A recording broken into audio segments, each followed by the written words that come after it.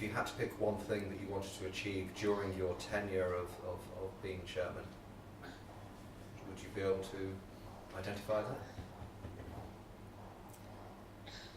I think my initial goal was to make sure the club survives, because as much as people might think that's a bit dramatic, actually it's not.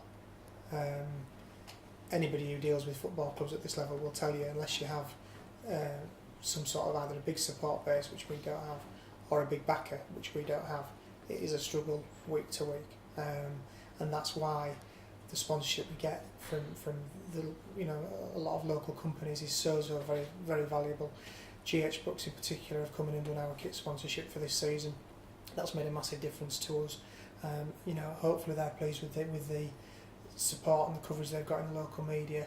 We will look at doing some things with them towards the remainder of this season, and hopefully that's an agreement that will carry on long into the future.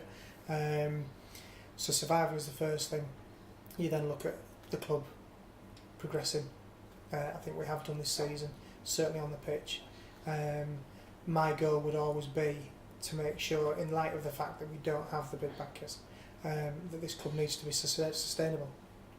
And if we can make this club sustainable so it stands on its own 2 feet, and we can provide service to the community, a facility for the community, good football out on the pitch where we're in and amongst it, or at least not in the relegation dogfight season on season, and hopefully we can progress through the leagues. We certainly, the structure's in place, there's no two ways about that.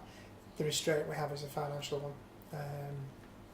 So, turning that question on its head, in 2 years' time, or a year and a half's time, what would make Nigel Corner happy to leave as your legacy to being chairman, if you were to leave as being chairman at that point?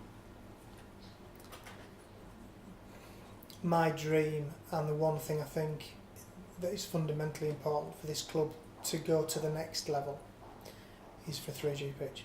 I think with the 3G facility, that's a game changer for this club potentially. Even if it's run by an outside company and it's built by an outside company, the footfall you would potentially get through the club, things like this, rentals, etc., would make a big difference. In an ideal world, it'd be lovely if somebody came and said, there you are, I'll build you a 3G pitch. Realistically, that's not going to happen. So we have to try and be as clever as we can with it. That would be the thing. I'd like to leave in 18 months' time, if that was to happen, and know there's been a 3G pitch there. Your vision for the club in 5 years' time, where ideally would you like to see the club? I think if we can carry on, if we can match behind the scenes the drive and the progression that Billy has given us on the pitch, then I don't see any reason why we wouldn't be competing at the right end of this league, certainly. I don't see why we couldn't go up another level. As things stand, a little bit more, a few more supporters perhaps obviously would make a difference.